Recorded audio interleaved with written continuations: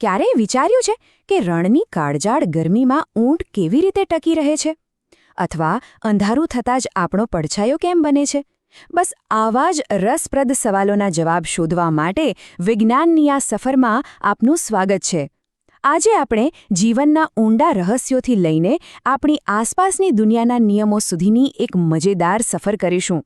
તો ચાલો સાથે મળીને આ રહસ્યોને ઉકેલીએ. તો આપણી આખી સફર બે મુખ્ય ભાગમાં વહેંચાયેલી છે.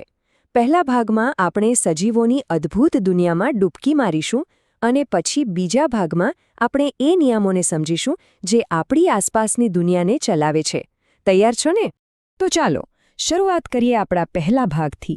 અહીં આપણે સજીવોની જાદુઈ દુનિયામાં એન્ટ્રી કરીશું અને જોઈશું કે કેવી રીતે દરેક જીવ પોતાની આસપાસના વાતાવરણમાં ટકી રહે છે અને વિકાસ પામે છે. કોઈ પણ વાર્તાની શરૂઆત ક્યાંથી થાય? એના પાત્રના ઘરથી, ખરું ને?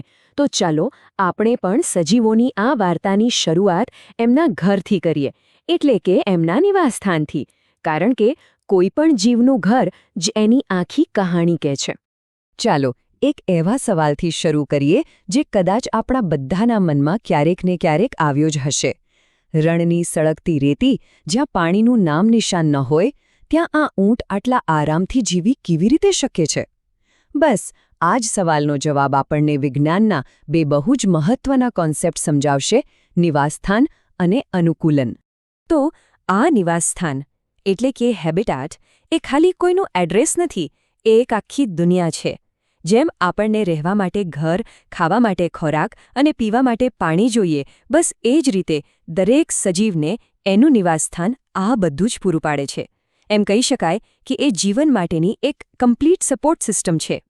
કોઈપણ નિવાસસ્થાનને એક વાર્તા સમજો, જેના બે મુખ્ય પાત્રો છે: જૈવિક અને અજૈવિક. જૈવિક એટલે એના બધા જીવંત પાત્રો, ઝાડ, છોડ, પ્રાણીઓ, નાના મોટા જીવજંતુઓ. અને અજૈવિક એટલે નિર્જીવ પણ એટલી જ જરૂરી વસ્તુઓ, જેમ કે સૂરજનો પ્રકાશ, પાણી, માટી અને હવા. આ બંને વચ્ચેના તાલમેલથી જ જીવન શક્ય બને છે. આપણી પૃથ્વી પર જીવનની આ વાર્તા ભજવવા માટે જાણે બે મોટા સ્ટેજ છે. એક છે જમીન પરના નિવાસસ્થાન, જેને આપણે ભૂનિવાસ કહીએ છીએ, જેમાં જંગલો અને રણ જેવી જગ્યાઓ આવે. અને બીજું સ્ટેજ છે પાણીની અંદર, જે જલીય નિવાસસ્થાન તરીકે ઓળખાય છે. પણ એક મિનિટ, જીવંત હોવાનો મતલબ શું? આપણે એક પથ્થર અને પતંગિયા વચ્ચે ફરક કેવી રીતે કરીએ? તો વિજ્ઞાન પ્રમાણે કોઈ વસ્તુ જીવંત છે કે નહીં એ નક્કી કરવા માટે અમુક ખાસ નિશાનીઓ છે. સજીવોને જીવવા માટે ખોરાક જોઈએ, એ શ્વાસ લે છે, સમય સાથે મોટા થાય છે અને પોતાની પેઢીને આગળ વધારે છે. આ જ જીવનચક્ર તેમને નિર્જીવ વસ્તુઓથી અલગ પાડે છે. તો ઘર વિશે તો આપણે જાણી લીધું, પણ એ ઘરમાં રહેવાવાળા સભ્યોનું શું? દરેક જીવ પોતાના વાતાવરણમાં ટકી રહેવા માટે એક સુપર હીરો જેવો હોય છે. એની પાસે ખાસ શક્તિઓ હોય છે. ચાલો ટકી રહેવાની આ અદ્ભુત કળા એટલે કે અનુકૂલન વિશે જાણીએ. અનુકૂલન, આ શબ્દ એટલે જાણે પ્રકૃતિનો જાદુ. આ એક એવી પ્રોસેસ છે જેનાથી દરેક જીવ પોતાના વાતાવરણમાં ફિટ થવા માટે પોતાની અંદર ખાસ ફેરફારો કરે છે. જેમ કે બરફમાં રહેતા રીંછની જાડી ચામડી હોય કે પછી શિકારીથી બચવા માટે રંગ બદલતો કાચિંડો. આ જ ટકી રહેવાનો સૌથી મોટો નિયમ છે. તો ચાલો હવે પહેલા ઊંટના રહસ્ય પરથી પડદો ઉઠાવીએ. એને રણનું જહાજ કેમ કહે છે? કારણ કે એના લાંબા પગ એને ગરમ રેતીથી ઉપર રાખે છે. એનું શરીર પાણી બચાવવા માટે એકદમ માસ્ટર છે. એ ખૂબ જ ઓછું યુરિન બહાર કાઢે છે અને એને પરસેવો તો લગભગ થતો જ નથી. આ જ તો છે એના સુપર પાવર્સ. હવે રણમાંથી સીધા જ પાણીમાં ડૂબકી મારીએ. માછલી પાણીની રાણી કેવી રીતે છે? એનું તીર જેવું શરીર એને પાણીમાં ફટાફટ તરવામાં મદદ કરે છે. એના શરીર પરના ભીંગડા એના માટે બખ્તર જેવું કામ કરે છે. અને સૌથી કમાલની વસ્તુ આ છે એની ચૂઈ એટલે કે ગિલ્સ, જે એને પાણીની અંદર રહીને પણ શ્વાસ લેવાની તાકાત આપે છે. વિચારો, એક એવી શક્તિ જે આપણી પાસે નથી. જરા આ સરખામણી તો જુઓ, કેટલી મજેદાર છે. એક જ ગ્રહ પર બે બિલકુલ અલગ દુનિયામાં જીવવા માટે પ્રકૃતિએ કેવા જોરદાર ઉપાયો શોધી કાઢ્યા છે. એક તરફ ઊંટ છે જે પાણી બચાવવા માટે બધું જ કરે છે, અને બીજી તરફ માછલી છે જે પાણીમાં જ શ્વાસ લેવા માટે બની છે. આ જ તો અનુકૂલનની સુંદરતા છે કે ટકી રહેવાનો કોઈ એક જ રસ્તો નથી હોતો. સજીવોની દુનિયા તો બહુ અદ્ભુત છે, પણ આ આખી દુનિયા ચાલે છે કયા નિયમો પર?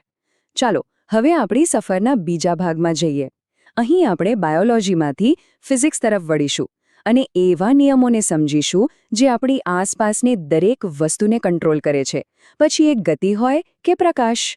આ વિભાગમાં આપણે બે એકદમ બેઝિક સવાલોના જવાબ શોધીશું. કોઈ વસ્તુ કેટલી લાંબી કે ટૂંકી છે અને એ ક્યાં જઈ રહી છે. એટલે કે આપણે માપન અને ગતિના ફંડામેન્ટલ્સને સમજીશું, જે આખી દુનિયાને સમજવાની ચાવી છે. જરા વિચારો, એક જમાનો એવો હતો જ્યારે લંબાઈ માપવા માટે લોકો પોતાના હાથ કે પગનો ઉપયોગ કરતા હતા, જેમ કે કોણીથી આંગળી સુધીનું માપ. હવે એમાં તો ગડબડ થવાની જ. આ જ સમસ્યાને દૂર કરવા માટે 1790માં ફ્રાન્સમાં મેટ્રિક સિસ્ટમ બની. અને આજે આખી દુનિયામાં એક સરખું માપ રહે એ માટે આપણે એસઆઈ યુનિટ્સનો ઉપયોગ કરીએ છીએ. આજની દુનિયામાં લંબાઈ માપવાનો સ્ટાન્ડર્ડ યુનિટ છે મીટર. રસ્તાનું અંતર માપવું હોય તો કિલોમીટર અને નાની વસ્તુ માપવી હોય તો સેન્ટીમીટર. પણ આ બધાનો આધાર મીટર જ છે. આનાથી આખી દુનિયામાં માપની ભાષા એક સરખી રહે છે. હવે વાત કરીએ ગતિની. ગતિ શું છે? બહુ જ સિમ્પલ. જ્યારે કોઈ પણ વસ્તુ સમયની સાથે પોતાની જગ્યા બદલે તો સમજી લેવાનું કે ગતિમાં છે. બસ આટલું જ. પણ બધી ગતિ એકસરખી નથી હોતી, ખરું ને? જેમ કે પરેડમાં ચાલતો સૈનિક સીધી લીટીમાં ચાલે છે, એને કહેવાય સરળ રેખીય ગતિ. ઘડિયાળનો કાંટો ગોળ ગોળ ફરે છે, એ છે વર્તુળાકાર ગતિ. અને હિંચકાની જેમ જે એક જ જગ્યાએ આગળ પાછળ ઝૂલે છે, એને કહેવાય આવર્ત ગતિ. આપણી દુનિયા આ બધી ગતિઓથી જ ભરેલી છે. આપણે સજીવો વિશે વાત કરી, ગતિ વિશે પણ જાણ્યું, પણ આ બધું આપણે જોઈ કેવી રીતે શકીએ છીએ? જવાબ છે પ્રકાશ. તો ચાલો આપણા આજના વિશ્લેષણના છેલ્લા પણ સૌથી પ્રકાશમય ભાગમાં જઈએ અને જોઈએ કે આ પ્રકાશની રમત કેવી રીતે કામ કરે છે. દરેક વસ્તુ પ્રકાશ સાથે અલગ અલગ રીતે વર્તે છે. અમુક વસ્તુઓ પારદર્શક હોય છે, જેમ કે કાચ. એ પ્રકાશ માટે ખુલ્લા દરવાજા જેવી છે, જેમાંથી પ્રકાશ સીધો પસાર થઈ જાય છે. અમુક પારભાસક હોય છે, જેમ કે તેલિયો કાગળ. એ થોડો પ્રકાશ પસાર થવા દે છે, પણ દૃશ્યને ઝાંખું બનાવી દે છે. અને છેલ્લે અપારદર્શક વસ્તુઓ, જેમ કે દિવાલ, જે પ્રકાશ માટે બંધ દરવાજા જેવી છે અને તેને બિલકુલ પસાર થવા દેતી નથી. પ્રકાશનો એક સુવર્ણ નિયમ છે, તે હંમેશા સીધી લીટીમાં જ ચાલે છે. અને આ વાત આપણે એક સિમ્પલ પ્રયોગથી સાબિત કરી શકીએ છીએ. એક સળગતી મીણબત્તીને કોઈ સીધા પાઇપમાંથી જુઓ, એ તમને ચોખ્ખી દેખાશે. હવે એ જ પાઇપને થોડો વાંકો વાળી દો. શું થયું? મીણબત્તી ગાયબ. આ સાબિત કરે છે કે પ્રકાશ ક્યારેય વાંકો ચૂકો રસ્તો નથી લેતો. તો પછી પડછાયો શું છે? બહુ જ સરળ. જ્યારે કોઈ અપારદર્શક વસ્તુ પ્રકાશના સીધા રસ્તા વચ્ચે આવી જાય ત્યારે એ પ્રકાશને રોકી લે છે. અને એ વસ્તુની પાછળ જે પ્રકાશ વગરનો વિસ્તાર બને છે, બસ એ જ આપણો પડછાયો છે.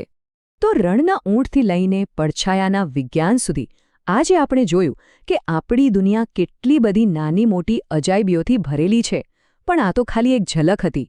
હવે સવાલ એ છે કે આપણી આસપાસ હજુ આવા કેટલા રહસ્યો છુપાયેલા છે. હવે પછી જ્યારે પણ કોઈ જીવને કે આકાશને જોશો ત્યારે એક નવા સવાલ સાથે જોજો. અને સાચું કહું તો એ જ વિજ્ઞાનની ખરી મજા છે.